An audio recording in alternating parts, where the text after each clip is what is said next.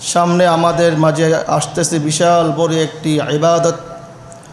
সেই ইবাদতের নাম হলো কোরবানির ঈদ বা ঈদুল আজহা।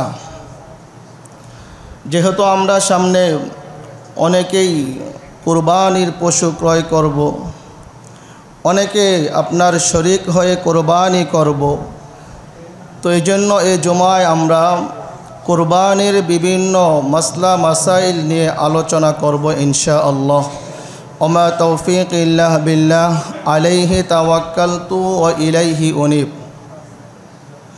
সম্মানিত মুসল্লিয়ানে কেরাম, কোরবানির পশুর শরীরে যতটি পশম রয়েছে প্রতিটি পশমের বিনিময়ে আল্লাহ তাআলা এক একটি করে নেকি দান করবেন। আর কোরবানির দিন কোরবানি করাই হলো মুসলিম জাতির জন্য, মুসলমানদের জন্য সর্বশ্রেষ্ঠ ইবাদত। এই কোরবানি কাদের উপরে ফরজ, কাদের উপরে ওয়াজিব? 10ই জিলহজ ফজর থেকে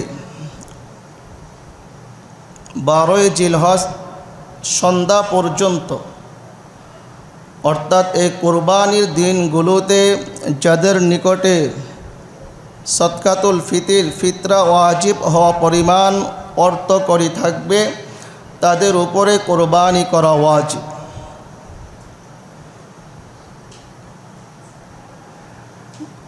সদকায়ে ফিতর ওয়াজিব হয় যাদের নিকটে আপনার 7.5 ভরি স্বর্ণ অথবা 52.5 তোলা রূপার সম পরিমাণ নগদ অর্থ করি টাকা পয়সা রয়েছে।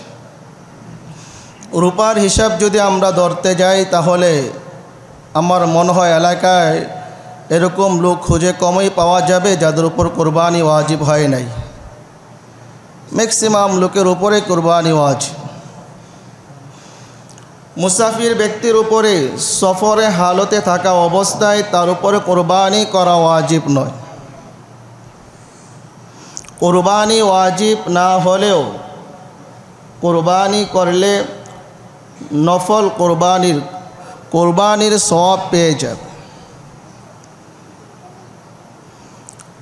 কোরবানি শুধু নিজের পক্ষ থেকে ওয়াজিব হয়, নিজের সন্তানাদি, বাবা মা এবং স্ত্রীর পক্ষ থেকে ওয়াজিব নয়। তবে তাদের পক্ষ থেকে করলে নফল কোরবানি হবে। এই বিষয়টা আমরা অনেকেই বুঝতে পারি না। আমরা কোরবানি আপনার উপর ওয়াজিব, আপনিই দিবেন। আপনার স্ত্রীর উপর ওয়াজিব না, তার পক্ষ থেকে দেওয়া জরুরি না।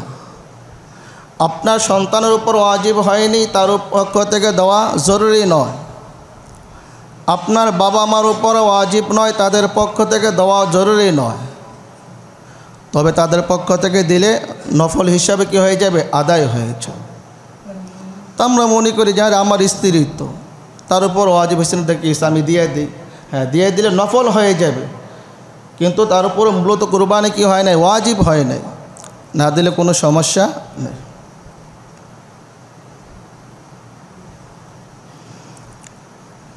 যার উপরে কোরবানি ওয়াজিব হয়েছে ওই আল্লাহর বান্দা যদি এই কোরবানির দিনগুলোতে কোরবানি না করে, কোরবানির সময় অতিবাহিত হয়ে যায়, তাহলে তার উপরে একটি বকরির মূল্য সদকা করা ওয়াজিব। কোনো ব্যক্তি মান্নত করলো, কোরবানির মান্নত করলো, ওই মান্নত যদি পুরা হয়ে যায় তাহলে সে গরিব হোক বা ধনী হোক তার উপরে কোরবানি করা ওয়াজিব।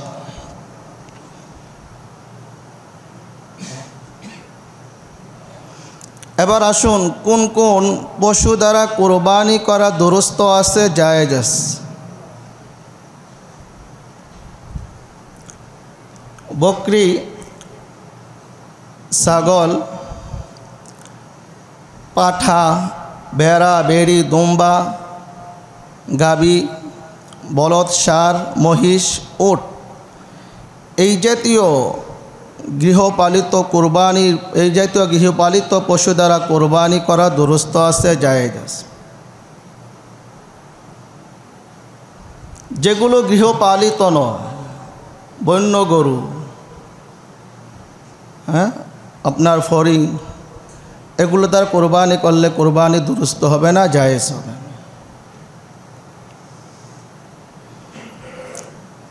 এবার আসুন এই পশুগুলোর বয়স, কোন পশুর কতটুকু বয়স হলে কোরবানি আমরা করতে পারবো, কতটুকু বয়স না হলে কোরবানি করা যাবে না।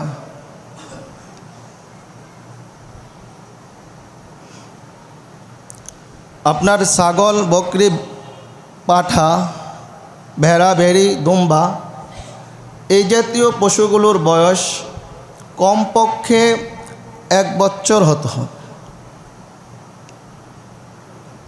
তবে ভেড়া, ভেড়ি, দুম্বার ক্ষেত্রে কিছুটা ছাড় রয়েছে। যদি ভেড়া, ভেড়ি, দুম্বা এতটা মোটা তাজা হয় যে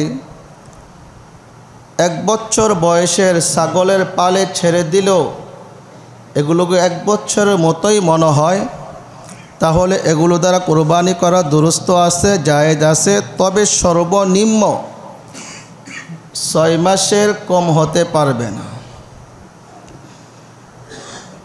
আর বকরির ক্ষেত্রে এই ধরনের কোনো তারতম্য নাই, এর ধরনের কোনো পার্থক্য নাই। বকরির ক্ষেত্রে পরিপূর্ণ 1 বছরই হওয়া লাগবে। অনেকের মনে প্রশ্ন জাগতে পারে যে হুজুর আপনি পাঠার নাম নিলেন, পাঠা কুরবানি করা কি জায়েজ আছে? পাঠা কুরবানি করা দুরুস্ত আছে, জায়েজ আছে। যদি পাঠা কুরবানি করা দুরুস্ত না কেন জায়েজ হবে না কেন? হিন্দুরা বলি দেয় বিদায়, হিন্দুরা বলি দেয় বিদায় এই পাঠা কি হয়ে যাবে না, হারাম হয়ে যাবে। হিন্দুরা ব্যবহার করলেই কোনো জিনিস হারাম হয়ে যায়, হিন্দুরা খাইলেই কোনো জিনিস হারাম হয়ে যায়। পাটা যেই ষাঁড় গরু তো একই, তাহলে আমরা ষাঁড় গরু খাইতেছি না? হ্যাঁ বলো, যেটাকে আপনার বিচে কাটা হয় নাই ওইটা তো খাইতেছি, তাহলে পাটা খাইতে সমস্যা কি? এবার আসুন এগুলোর আপনার স্বাস্থ্যগত অবস্থা। যেই পশুগুলো দ্বারা কোরবানি করা দুরুস্ত আছে, বৈধ আছে, জায়েজ আছে, এগুলোর স্বাস্থ্যগত অবস্থা। ল্যাংড়া, যে প্রাণী 3 পায়ে চলতে পারে কিন্তু 1 পা জমিনে রাখতে পারে না, বা রাখতে পারলেও ওই পায়ে ভর করতে পারে না, এই ধরনের পশু দ্বারা কোরবানি করা জায়েজ হবে না।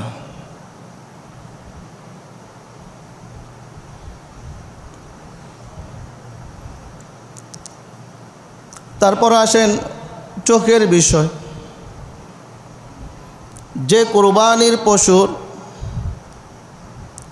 2টি চোখ সম্পূর্ণ অন্ধ, অথবা 1টি চোখ অধিকাংশ অন্ধ, অথবা 3 ভাগের 1 ভাগের চেয়ে বেশি অন্ধ, এই ধরনের পশু দ্বারা কোরবানি করা দুরুস্ত হবে না, জায়েজ হবে না।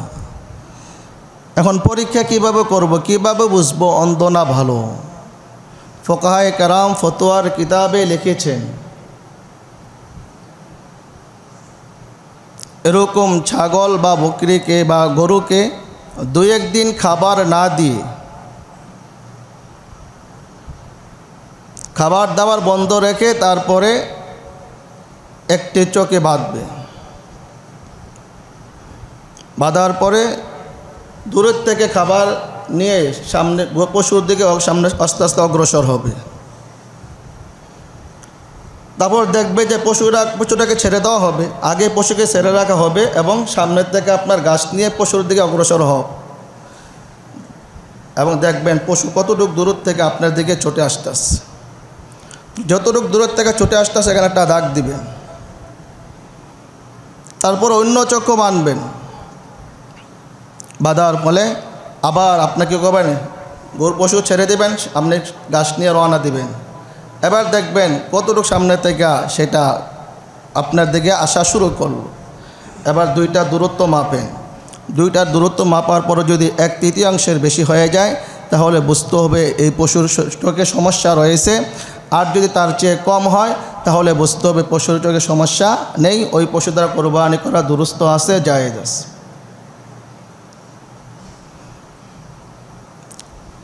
যেই পশুর একটিও দাঁত নাই, সব দাঁত পড়ে গেছে, এমন পশু দ্বারা কোরবানি করা দুরুস্ত নয়। তবে দাঁত নাই ঠিক আছে, কিন্তু তারপরও তার খাবার দাবারের মাঝে কোনো ত্রুটি আসে নাই, শরীরের মাঝে কোনো সমস্যা দেখা দেয়নি, মাড়ি দ্বারা চিবাইয়া আসে আপনার আলহামদুলিল্লাহ পর্যাপ্ত পরিমাণ খেয়ে দেয়, তার শরীর কি আছে মোটামুটি হৃষ্টপুষ্ট আছে।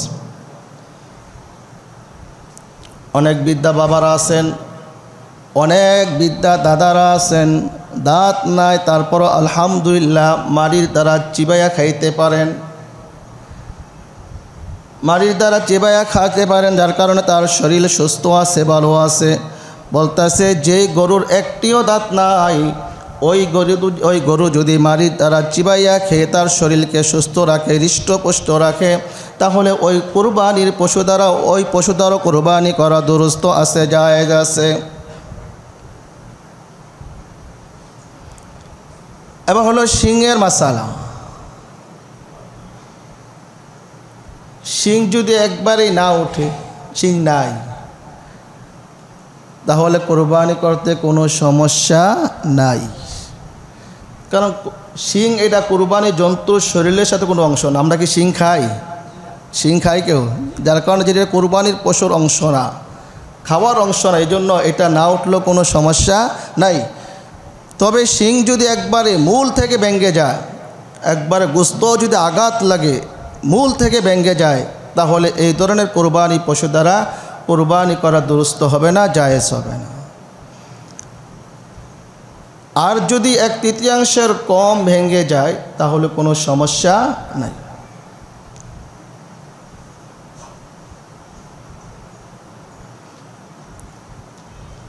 এবার আসেন আপনার কানের মাসালা। কান যদি না থাকে কোরবানি করা দুরুস্ত হবে না। কারণ কান এটা শরীরের অংশ, কান খাওয়া হয়। কান যদি একেবারেই না থাকে তাহলে এই পশু কি যাবে না, খাওয়া যাবে না, জবাই করা বৈধ হবে না। আর কান যদি 1/3 বেশি কেটে যায় তাহলে সেটা দ্বারাও কি হবে না, পশু জবাই করা বা কোরবানি করা বৈধ হবে না। 1/3 যদি কম হয় তাহলে ওই পশু দ্বারা কোরবানি করা জায়েজ আছে, বৈধ আছে। লেজের মাসালা। লেজের অবস্থা একই, যদি একেবারেই লেজ না থাকে তাহলে সেটা দ্বারা কোরবানি করা জায়েজ হবে না, বৈধ হবে না। লেজ যদি 1/3 বেশি কেটে যায় সেটা দ্বারাও বৈধ হবে না। আর যদি 1/3 কম কাটে তাহলে ওই পশু দ্বারা কোরবানি করা জায়েজ আছে, বৈধ আছে।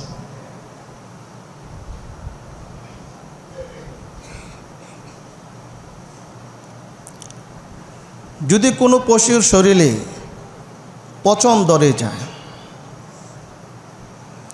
আর সে পচন যদি আপনার গোস্ততেও আঘাত করে, গোস্ততেও পৌঁছে যায়, তাহলে এমন পশু দ্বারা কোরবানি করা জায়েজ হবে না। পচন ধরছে কিন্তু এটা উপরে চামড়ার ভিতরেই আছে, তাহলে এই ধরনের পশু দ্বারা কোরবানি করা জায়েজ আছে, বৈধ আছে।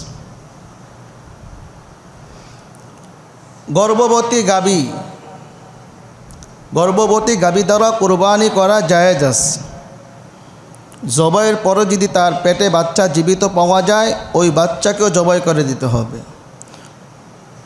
তবে যেই গাভী বাচ্চা দেওয়ার একবারে নিকটবর্তী সময় হয়ে গেছে, যে 2-1 দিন পরেই, 2-3 দিন পরেই, 4-5 দিন পরেই বাচ্চা দিবে, এই ধরনের গাভী দিয়ে কোরবানি করা মাকরুহ। বন্ধা পশু, বন্ধা গাভী এই ধরনের পশু দিয়ে কুরবানি করা জায়েজ আছে, বৈধ আছে।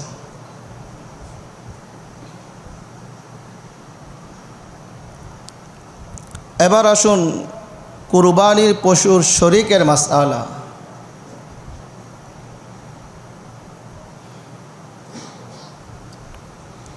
আপনার ছাগল, ভেড়া, ভেড়ি, দুম্বা, পাঠা এগুলোতে সর্বোচ্চ এক ব্যক্তি কি করতে পারবে? শরীক হয়ে কুরবানি করতে পারবে। এগুলোর মাঝে একাধিক ব্যক্তি শরীক হয়ে কুরবানি করা যাবে না। এগুলো ছাড়া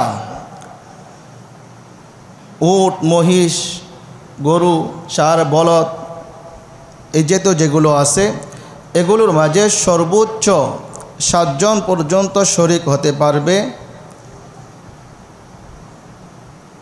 আর সর্বনিম্ন 1 জন। 7 জন হওয়াই জরুরি নয়, আবার 1 জন হওয়া জরুরি নয়। 3 জন, 2 জন, 4 জন, 5 জন, 6 জন মিলেও কী করতে পারবে? কোরবানি করতে পারবে। তবে কারো অংশ 7 ভাগের 1 ভাগের চেয়ে কম হতে পারবে না।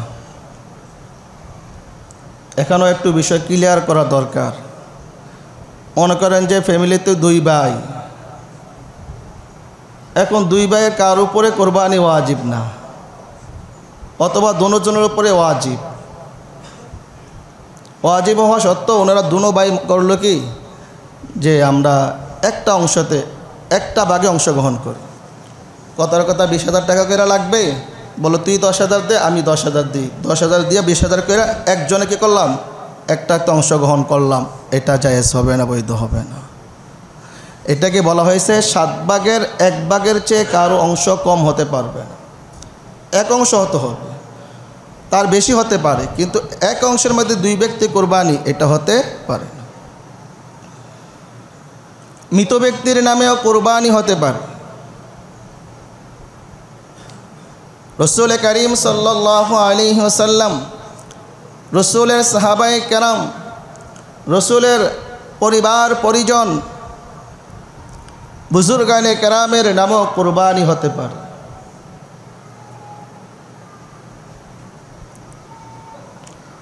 যেই ব্যক্তি গোশত খাওয়ার নিয়তে অথবা লোক দেখানোর নিয়তে কোরবানি করে, মনে মনে অনেকের নিয়ত থাকে না যে গোশত খাম, কিসের কোরবানি, অথবা লোকে দেখুক জানুক যে আমি কোরবানি দিচ্ছি। এরকম ধরনের মন মানসিকতা যাদের, এরকম ব্যক্তিদেরকে অংশীদার নিয়ে, শরিক নিয়ে কোরবানি করলে সকলের কোরবানি হারাম হয়েছে। যাদের অধিকাংশ টাকা, সম্পূর্ণ টাকাই হারাম বা অধিকাংশ টাকাই হারাম, এরকম ব্যক্তিদেরকে অংশীদার করে কোরবানি করলে কোরবানি হারাম হয়েছে।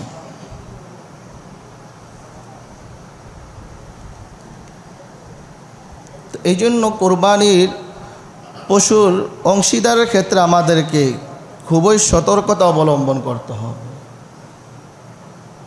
কারণ আমরা আমাদের এলাকার প্রত্যেকে যার যার অবস্থা আমরা জানি। আমার জানা আছে যে উনি কোন ধরনের কারবার করে, উনি কি সুদি কারবার করে, না সুদ ঘুষের কারবারিতে জড়িত, না টাকা সুদে লাগায়। তো আমার তো ওই সম্পর্কে ভালো করে ধারণা আছে। তাহলে আমি কেন এমন ব্যক্তিকে কোরবানির পশুতে অংশীদার নিয়ে আমি কেন কোরবানি করতে যাব? আমার কোরবানি কেন কী করব?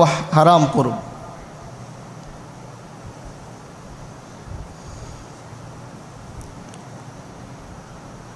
অনুরূপভাবে কোনো ব্যক্তির কোরবানি পশু ক্রয় করার সময়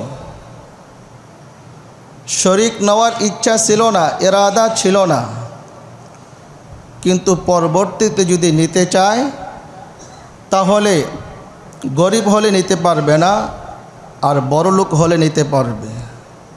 মাসলাটা কেমন মনে হইল না আপনাদের কাছে? গরিব হলে নিতে পারবে না, বড় লোক হলে নিতে পারবো, ওটা তো তাহলে গরিবের উপর জুলুম করা হয়েছে। বলে না, গরিবের উপর তো কোরবানি ওয়াজিবই না, তার উপরে কোরবানি ওয়াজিবই হয় নাই।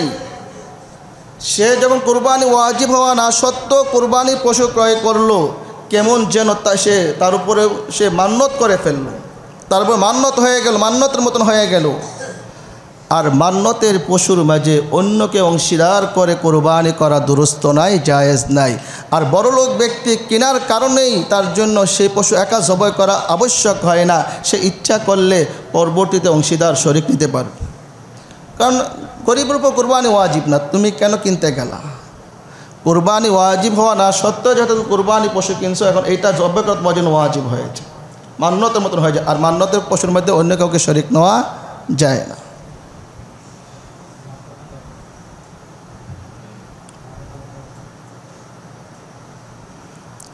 এবার আসুন কুরবানির পশুর জবাইয়ের মাসআলা। কুরবানির পশু নিজের পশু নিজেই জবাই করাই উত্তম। করতে পারলে নিজেরটা নিজেই জবাই করবেন।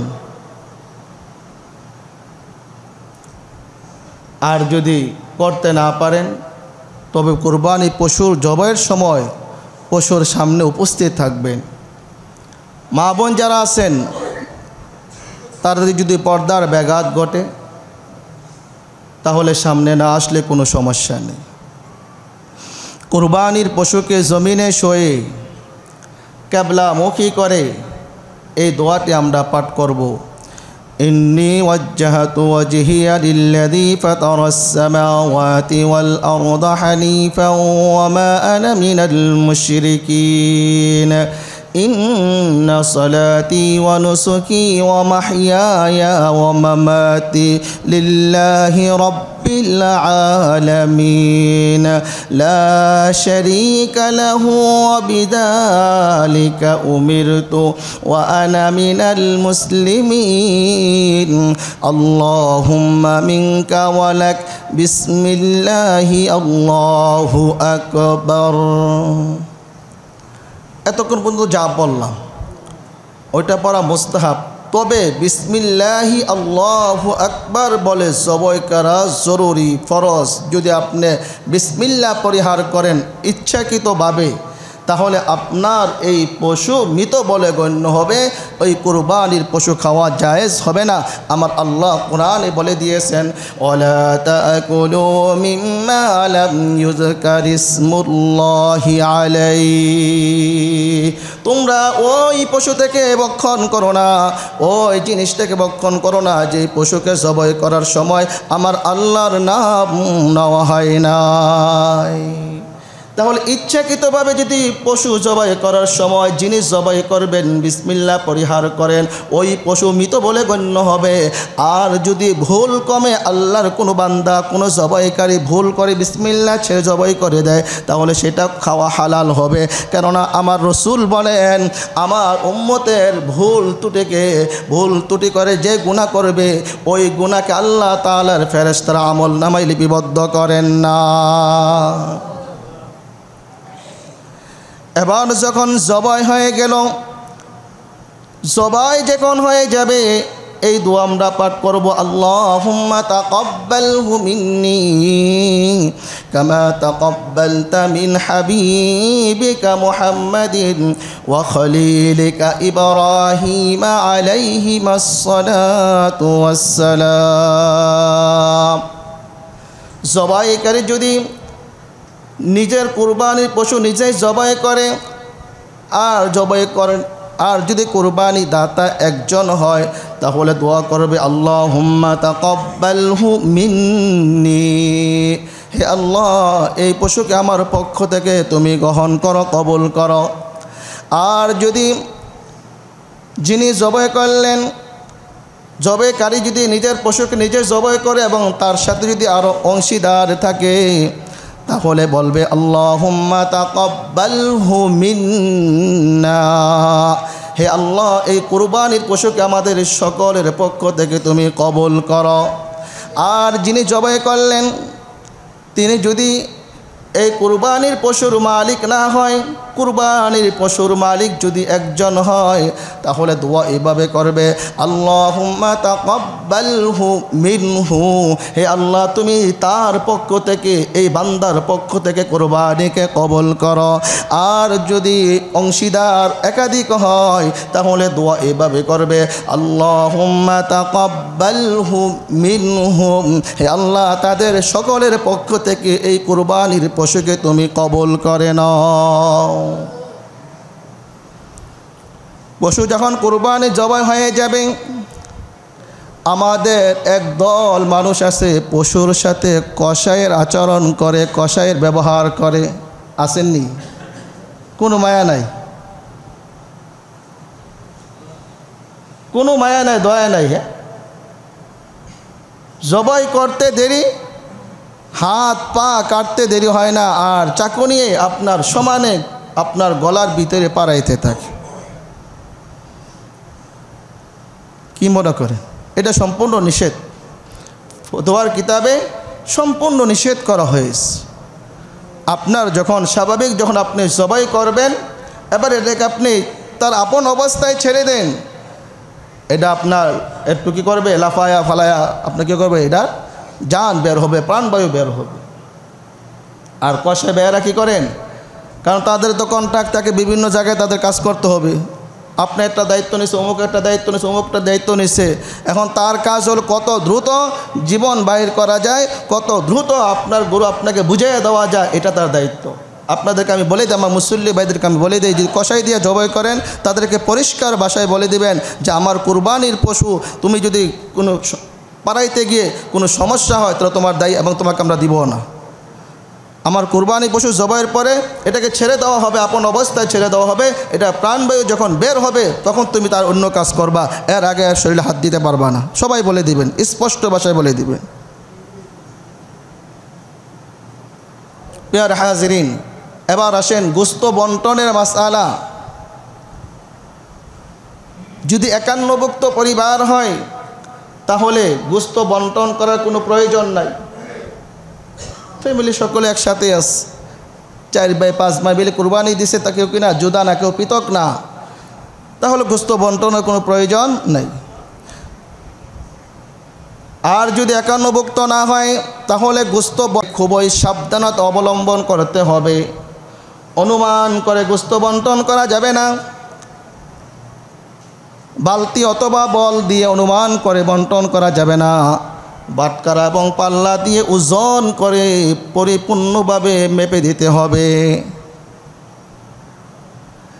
কোনো ব্যক্তির ভাগে যদি পায়া এবং মাথা থাকে তাহলে তার ভাগে কিছু গোশত কম গেল কোনো সমস্যা নাই, কিন্তু যার ভাগে গোশত বেশি তার ভাগে পায়া এবং মাথা গেলে কি সমস্যা আছে। অনুরূপভাবে অংশীদাররা যদি মনে করে যে আমরা আমাদের সমস্ত গোশত বিলিয়ে দেব, অথবা সমস্ত গোশত রান্না করে খাওয়াবো গরিব মিসকিনদেরকে, তাহলে বন্টন করার কোনো প্রয়োজন নাই। এবার আসুন কুরবানির গোশত দান করা বা খাওয়া সংক্রান্ত মাসআলা। কুরবানির গোশত নিজে খাওয়া, আত্মীয় স্বজনকে দেওয়া, গরিব মিসকিনকে দেওয়া সবই জায়েজ। উত্তম হলো 3টা ভাগ করা। উত্তম 3 ভাগ করব। 3 ভাগ করে 1 ভাগ নিজের জন্য রাখব, আরেক ভাগ আত্মীয় স্বজনকে দিব, আরেক ভাগ গরিব মিসকিনকে দিব।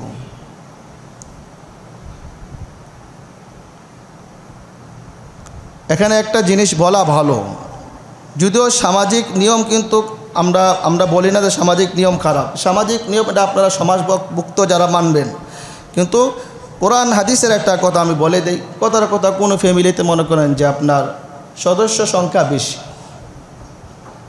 বেচারা কুরবানি দিছে এক নামে, কুরবানি দিছে বেচারা এক নামে, তার ফ্যামিলিতে সদস্য সংখ্যা অনেক বেশি।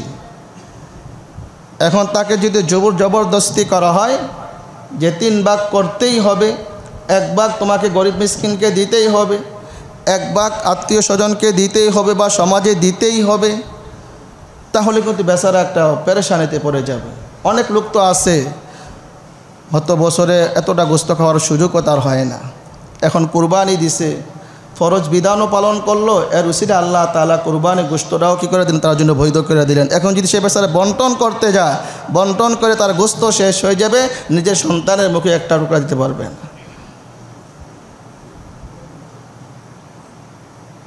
এই জন্য এই বিষয়গুলো আমরা একটু নমনীয় হব, এই বিষয়গুলোর প্রতি আমরা একটু খেয়াল রাখবো, লক্ষ্য রাখবো ইনশাআল্লাহ। এবার আসুন কুরবানির পশুর আপনার চামড়ার বিষয়। কুরবানির পশুর এই চামড়া আপনি নিজেও ব্যবহার করতে পারেন, দাবাগত করে, রিফারিং করে আপনি নিজেও এটা ব্যবহার করতে পারেন। আর যদি আপনি খাইতে মন চা খাইতেও পারেন, সমস্যা নেই। অনেক জায়গায় কুরবানি পশু চামড়া খাওয়ার কিন্তু প্রচলন হয়ে গেছে, খায় অনেকে। অথবা এটা যদি আপনি কাউকে দান করতে চান, কাউকে দিতে চান, দিতেও পারেন, বড় লোকও দিতে পারেন, কোনো সমস্যা নাই।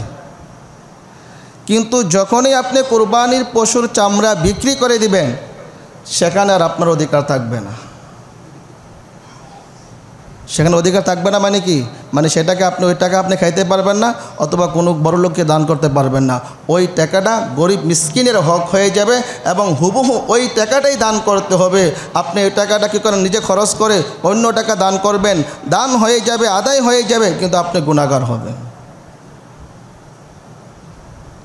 আর কুরবানির পশুর চামড়া, এটা আপনারা জানেন, বর্তমানে যে কওমি মাদ্রাসাগুলো রয়েছে, সেখানে গরিব মিসকিন অসহায় ছাত্রদের সংখ্যাই বেশি। তো কুরবানির পশুর এই চামড়া যদি আপনারা আপনাদের মাদ্রাসাগুলোতে দান করে দেন, এটা আপনার ব্যক্তিগত, আপনি কোন মাদ্রাসায় দান করবেন, কাকে দিবেন, কোন বোর্ডিংকে দিবেন, এটা আপনার ব্যক্তিগত ব্যাপার। আমি বলবো না যে সব নড়াইপুরে দিয়ে দেন, নড়াইপুর ছাড়াও তো আর অনেক মাদ্রাসা আছে, নড়াইপুরের টাকা পয়সার অভাব নেই, আলহামদুলিল্লাহ অনেক টাকা পয়সা আছে। তো আশেপাশে আমাকে আপনাকে খেয়াল রাখতে হবে, কোন মাদ্রাসাগুলো অসচ্ছল, তাদের চলতে হিমশিম খেতে হয়, ওই সব জায়গা দান করলে সব আরও বেশি হবে। উল্টা বুঝবেন না কেউ, আমি নড়াইপুর দিতে নিষেধ করি নাই, কিন্তু নড়াইপুর দেওয়ার জন্য নিষেধ করা হয় নাই। দিবেন যেখানে লিল্লাহ বোর্ডিং আছে, এতিম ছাত্ররা আছে, ওই জায়গায় দান করলে সওয়াব বেশি হবে। তবে তার চেয়ে বেশি সওয়াব হবে ওই সব জায়গায়, যেসব জায়গায় কি আপনার টাকা পয়সার মহতাজ, যেসব জায়গায় আপনার টাকা পয়সা নাই, প্রতিদিন ছাত্রদেরকে খাওয়াইতে পারতেছে না, যেখানে আপনার ইনকাম সোর্স কম, ওই সব জায়গা দিলে আরও সওয়াব বেশি হবে।